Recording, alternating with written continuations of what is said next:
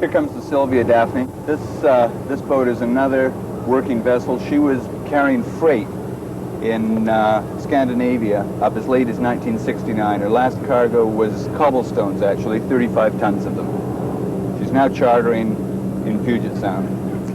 The name of this boat, to me, John, really conjures up running away from it all, running away to sea. It's called Passing Cloud.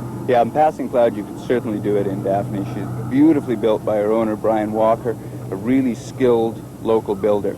She's interesting in that she was the first foreign vessel to win the Master Mariners Cup in San Francisco, which Brian did with her a few years ago, and she really caused a stir there, and of course she always does here. I bet. That's almost like Canada taking the America's Cup one day. For wooden boaters, it is. Terrific. Well, there's another real beauty, and we'll have another view in a short time, but we want to talk about the Maple Leaf, which you are also going to be seeing in a couple of seconds. John, tell me a little about that boat. It's great to see Maple Leaf here. This is the first time that I've seen her for 15 years, and when I last saw her, she was fishing halibut out of Prince Rupert.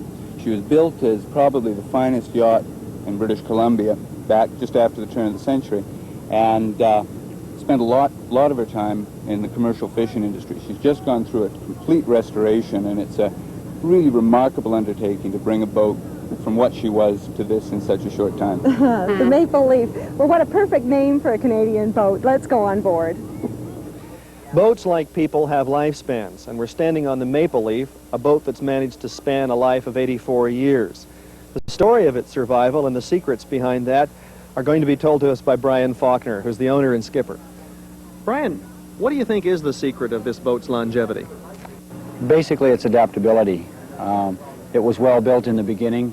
It was a beautifully shaped boat, beautifully built boat.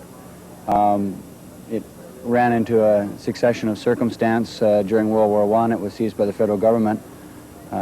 Actually to be used in the war effort? That's right. The lead keel was removed and probably most of the brass work for munitions. And so it was sold after that. It was converted to a fish boat, converted very well to a fish boat. Became a very hard-working halibut schooner after that. How long was it a fish boat? From about 1918 up until 1980 when we bought it. It was a working fish boat when we got it. And the owner? The owner was a fellow named Harold Helland, Norwegian fellow from Prince Rupert.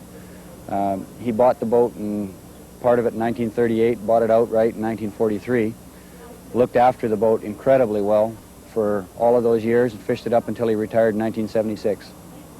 And now it's yours, and what does it do? We're a charter boat. We do a variety of different charter work. One of the major things that we do is sail training. We work with Royal Canadian Sea Cadets, quite a few of which you see on board there today. We do a sail training program with them during the summer.